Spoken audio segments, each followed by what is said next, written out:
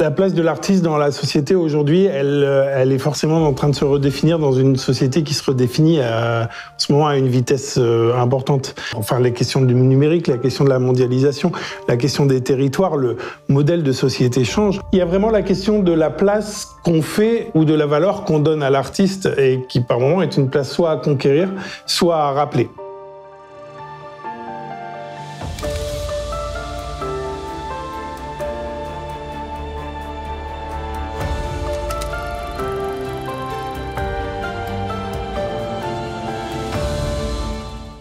Bonjour et bienvenue dans l'émission Parole à l'œuvre. Il est organiste, actuellement titulaire à l'église Saint-Gervais à Paris.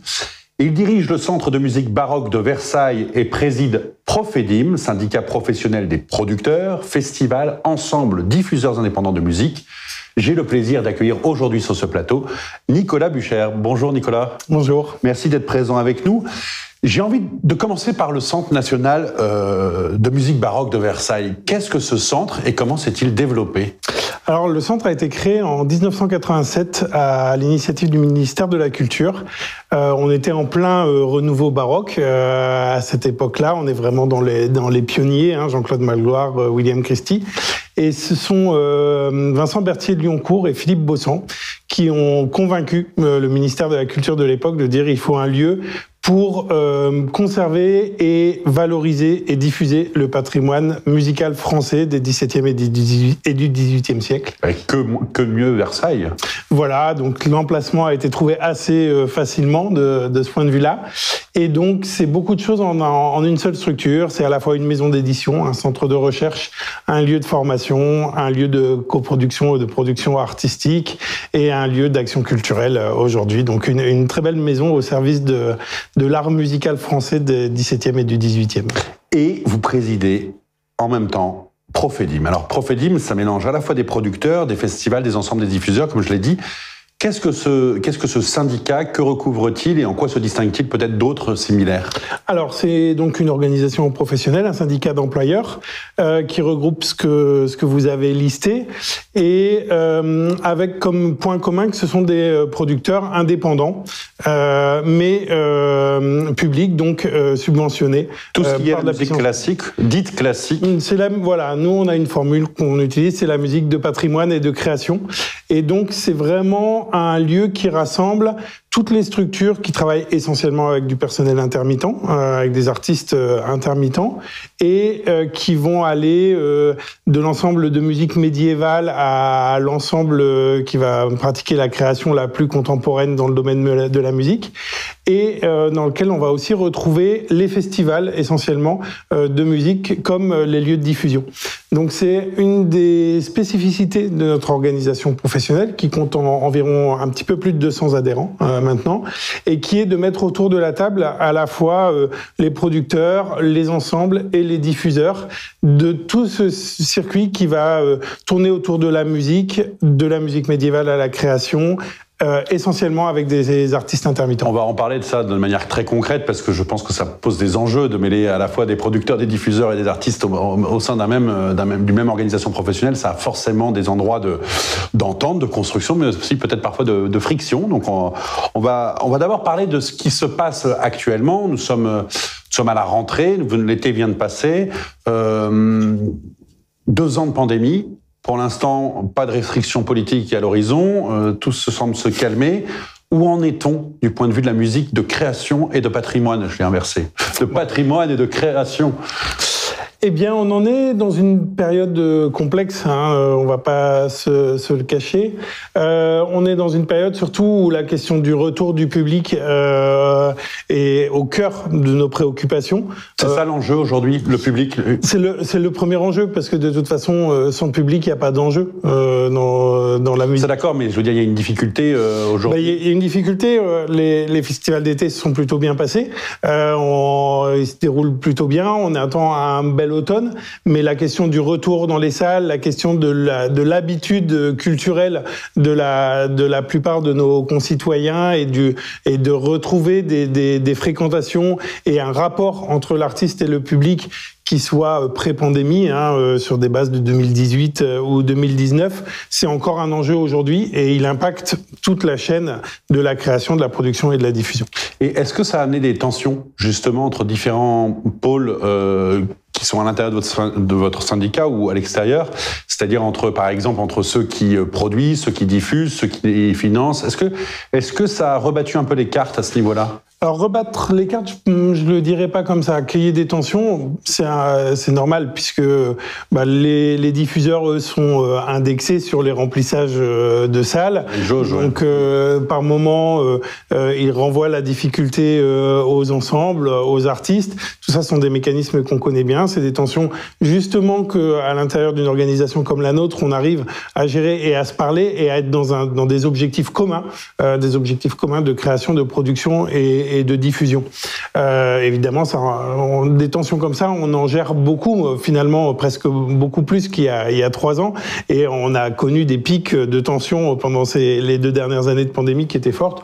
Aujourd'hui, on va dire qu'il y a quand même globalement une solidarité qui s'exprime dans le milieu entre ceux qui font la musique, ceux qui la diffusent et qui ont le rapport direct avec le public.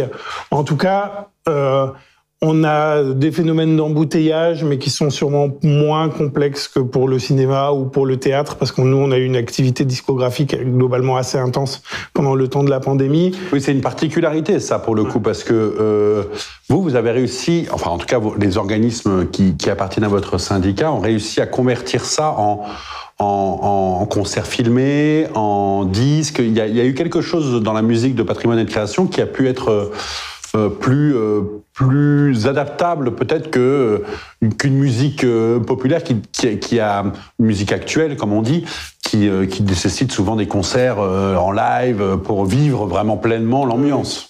Ça a été des solutions de repli qu'on a d'abord. Ça restera toujours des solutions de repli, de fait. Exactement, mais qu'on a beaucoup aidé aussi dans le but de sauvegarder de l'emploi et de sauvegarder des projets qui étaient en cours. Et ça a été toujours notre premier moteur, de dire on va pas laisser les artistes sur le carreau. Il y avait des dispositifs d'activité partielle, des aides sur les questions d'intermittence.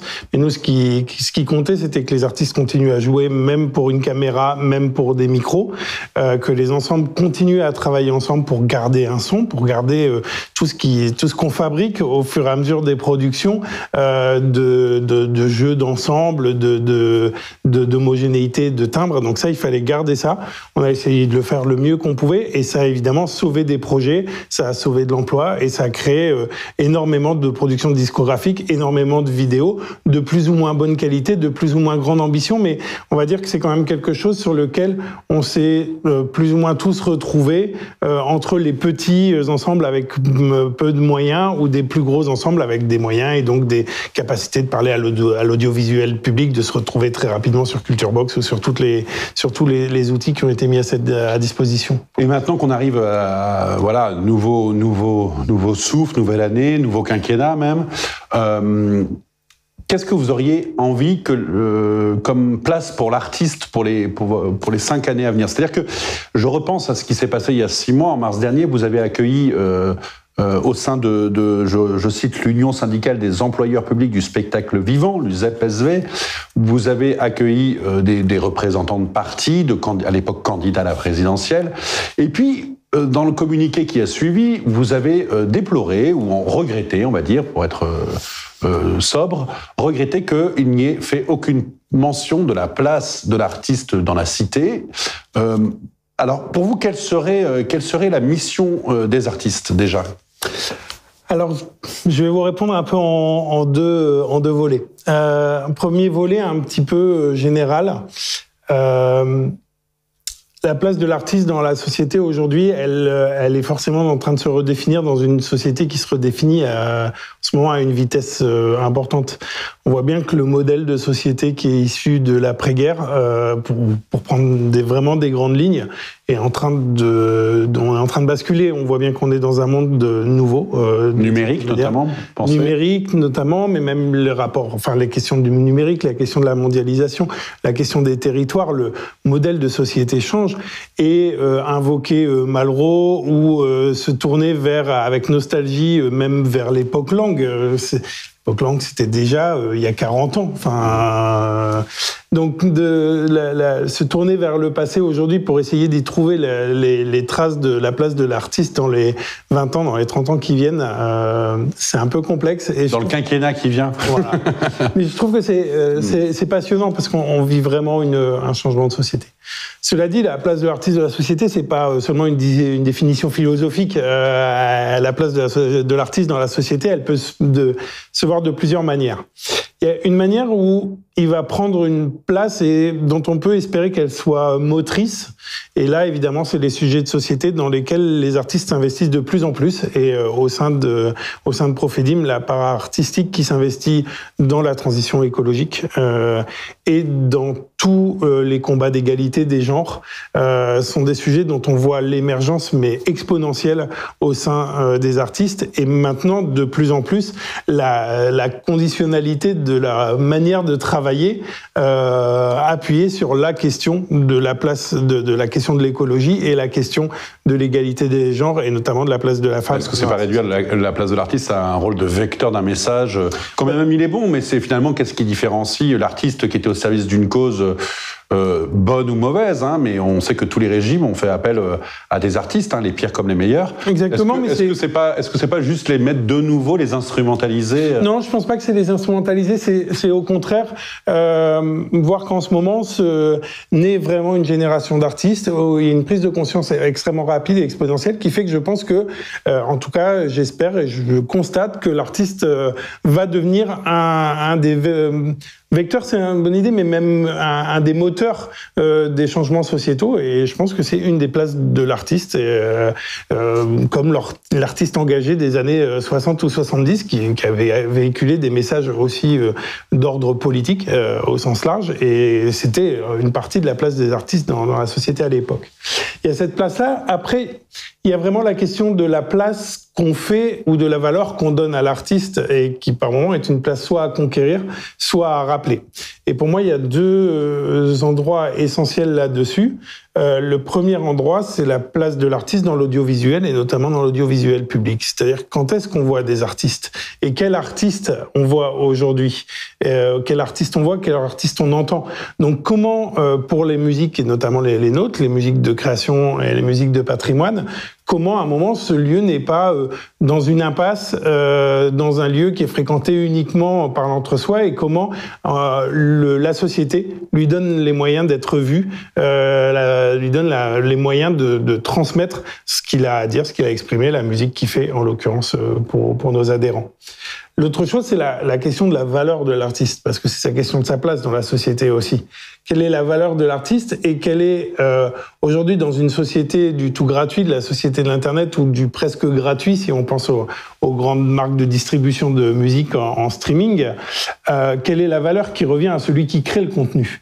Et on sait bien que la question de la redistribution de l'argent des GAFAM, dont il faut bien qu'à un moment il y ait des artistes pour créer des contenus, pour créer de la musique qu'on va entendre, et la question de sa redistribution, la question de la place de l'artiste dans la chaîne de production et de diffusion de la musique aujourd'hui, c'est vraiment un des enjeux majeurs des années à venir. Pourquoi, c'est quoi la situation actuellement ? La situation actuellement, c'est que pour énormément de contenus créés par les artistes ou créés par nous-mêmes en tant que producteurs, qui vont être ensuite distribués par des labels et distribués par les GAFAM, et donc Spotify, Deezer, enfin les grandes YouTube, dans un cas encore très particulier. La valeur qui est créée par ces contenus ne redescend pas jusqu'aux artistes qui touchent quelques centimes d'euros par rapport à des streams. Donc la question de la distribution, on connaît... Quelques centimes d'euros par écoute ou par... Ah non, quelques centimes d'euros par milliers d'écoutes. C'est ça. Donc l'enjeu... Je m'en doutais un peu, mais je préfère que ce soit précisé quand même pour qu'on ait un ratio. On est quasiment... Aujourd'hui, il faut avoir conscience que tous les artistes qui enregistrent, sauf le top 200 mondial, ne touche quasiment, c'est de l'investissement à perte pour tout le monde. Donc, et pourtant ces contenus, ils circulent, ils sont souvent accessibles pour très très peu d'euros. Le disque, la question du marché du disque, on sait bien à quel point elle est sur une forme de niche et dans une forme de survie artificielle, on va dire. Donc tout ça, tant qu'on est sur de l'émergence d'un marché numérique, on peut le regarder en se disant que ça finira bien par se réorganiser. Quand on est aujourd'hui sur des millions d'euros et sur des chiffres d'affaires assez exponentiels sur la question des GAFAM, encore plus après la pandémie, on peut vraiment se poser la question de comment on organise cette redistribution vers les producteurs. Mais nous, ce qui compte, c'est que cet argent retombe évidemment sur les artistes. Parlons de la politique culturelle, prolongeons cette réflexion sur la politique culturelle. Il y a eu le plan festival. Oui. Est-ce un bon plan ? Ou plutôt, quelles sont les subventions, les crédits de labellisation, où en est-on du plan festival et qu'est-ce que vous en tirez comme enseignement ? Alors le plan festival, c'est une très bonne première marche. On va se réjouir, on va pas passer notre temps comme à décrier le travail qui est fait. Au contraire, on s'est réjoui officiellement de la mise en place de ce plan festival sous le ministère de Roselyne Bachelot et donc avec des annonces pendant l'hiver dernier.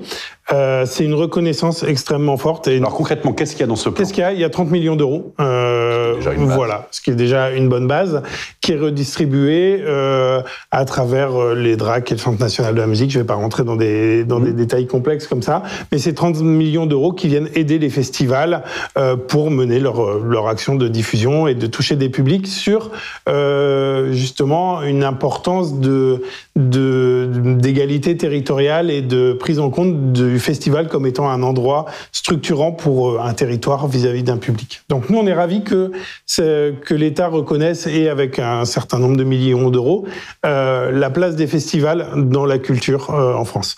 Pour nous, Profedim, c'est essentiellement important parce que d'abord, beaucoup de festivals de musique sont adhérents chez nous, et c'est surtout un lieu de diffusion extrêmement important de la musique en France, festival. Que ce soit la musique actuelle, mais la musique classique, entre guillemets, de création et de patrimoine. La musique médiévale, elle va surtout être diffusée dans des festivals, pour prendre cet exemple-là. Ou dans des églises, mais en tout cas, voilà. Et parfois dans les deux. Parfois, mais les enjeux qu'on a avec nos amis de scène nationale ou de théâtre conventionné, la place de la musique dans ce qu'on appelle les lieux pluridisciplinaires, on voit bien que les festivals souvent sont des festivals de musique qui sont créés pour défendre une esthétique, pour défendre une image, une version de la musique. Donc pour nous, c'était essentiel que ce plan festival se mette à l'œuvre. On est très content de cette première marche. On se dit que c'est une première marche et qu'il faut monter en puissance. Et quelle est la marche d'après ? Ce sera ma dernière question. Comment prolonger cet effort-là aujourd'hui ? Mais je pense qu'on est en ce moment vraiment, et on le voit après cette première année, c'est long à mettre en place les dispositifs de financement public, et de ce point de vue-là, j'accuse personne évidemment. On sait que l'argent public est pas toujours facile à dépenser. On sait surtout que la visibilité de son action se produit quelques mois plus tard, voire parfois quelques années. Donc nous, on est ravis de ce premier plan. On pense qu'il faut encore retravailler pour bien évaluer la manière de dépenser ces millions d'euros et qu'ils interviennent au bon endroit, sur les bons territoires, avec les bons acteurs. Et parce que pour l'instant, c'était pas le cas ? Pas toujours le cas ? Pour l'instant, ça se met en place. Et donc il y a des erreurs, donc il y a des incertitudes, il y a des flous. Oui, et puis vous voyez, on est vraiment à la fin de l'été. On n'est pas encore dans ce bilan, mais on voit aussi comment pendant le printemps, ça a été difficile de mettre en place, de trouver quels étaient les interlocuteurs, quels étaient les critères, puisqu'on est sur des choses assez floues, à part la question du développement durable qui est très clairement actée par une charte. Donc nous, on est ravis de ce plan, on est ravis de cet argent supplémentaire, et on se dit qu'il faut continuer à structurer, continuer à financer. Vous pensez qu'il y aura un deuxième plan ? En tout cas, on l'espère et on militera pour, oui, ça c'est certain. Avec l'expérience acquise cet été. Exactement, mais je pense que je pense que c'était vraiment envisagé aussi à la fin du précédent mandat comme étant un premier signe de reconnaissance, avec une volonté vraiment de se dire le ministère de la Culture a été absent beaucoup trop longtemps. C'était un dossier qui était engagé avant le Covid, qui a été mis en pause à cause du Covid. Ah, c'était engagé avant le Covid. Exactement. Et il y avait eu plusieurs missions, je ne reviendrai pas là-dessus. Ça nous a été présenté comme un plan pérenne avec une véritable volonté de l'État de se réinvestir du côté des festivals comme étant vraiment des lieux de diffusion de la musique, avec cette spécificité vraiment d'égalité des territoires, et qu'il y a beaucoup de festivals qui se déroulent dans des lieux ruraux, et que c'est un des axes importants de la diffusion de la musique aujourd'hui. Merci Nicolas Bucher d'être venu sur ce plateau. Je vous en prie. Petite question bonus, une œuvre d'art, un coup de cœur artistique que vous avez eu récemment et que vous aimeriez partager à nos téléspectateurs. Et oui, vous n'y couperez pas. Oui. Je vais paraphraser Guitry, mais je vais dire quoi de neuf, Molière. Alors, ça peut paraître drôle qu'un musicien cite Molière, peut-être un peu moins drôle pour le directeur du Centre de musique baroque de Versailles. Oui, vous êtes à Versailles, c'est pour ça, vous vous sentez obligé. Non, pas du tout. En fait, ce qui est amusant, c'est qu'on est dans le 400e anniversaire de la naissance de Molière, donc il y a beaucoup de productions de Molière en ce moment. Et il se fait qu'au printemps, j'ai vu en 3 mois 3 productions du Malade imaginaire de Molière. Et vraiment 3 productions très très différentes. La première, c'était, enfin en tout cas, il y a pas d'ordre, mais j'ai vu la production que le Français a remontée, qui était la mise en scène de Claude Stratz, vraiment splendide, avec une musique recomposée pour cette occasion par Marc-Olivier Dupin. Et puis j'ai vu... C'est la première fois que la Comédie Française d'ailleurs faisait une reprise comme ça, des années après. 20 ans après la création. Des années après. Peu de temps Ils font après... des reprises, mais d'une année sur l'autre généralement. Exactement. Là, c'est vraiment une mise en scène du patrimoine, comme le disait Éric Ruff. Et j'ai vu une production que nous avons coproduite avec Vincent Tavernier, Les Malins Plaisirs, et Hervé Niquet pour la musique de Charpentier. Et ce que Charpentier lui-même a appelé le Malade imaginaire dans sa splendeur. C'est-à-dire la version qui est considérée la plus aboutie, sûrement celle de la création avec Molière en 1673. Puis j'ai vu une 3e version qui était une version en prononciation restituée, une version historicisante, vraiment, chapeautée par le théâtre Molière-Sorbonne et le grand spécialiste de Molière, qui est Georges Forestier. Et tout ça pour vous dire que c'était assez épatant, parce que ça n'arrive jamais de pouvoir voir tout ça. Et alors ça vous a fait découvrir quoi En fait, ça a fait découvrir que l'œuvre est increvable, pardonnez-moi l'expression, et surtout que surtout pour le Malade imaginaire, c'est voilà, quand même paradoxal de parler de cette œuvre. Il est increvable, c'est pas Vargan.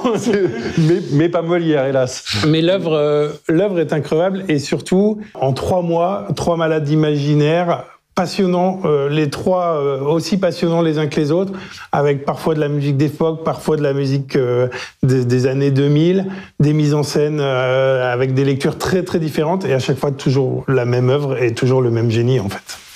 Merci beaucoup. Je vous en prie. Merci à vous d'avoir écouté cette émission. N'hésitez pas à vous abonner à notre chaîne YouTube, à nous relayer sur les réseaux sociaux. N'importe quel geste de votre part, même tout petit, est un grand soutien pour nous, médias indépendants qui ne vivons que grâce à vous. Je vous souhaite une belle journée.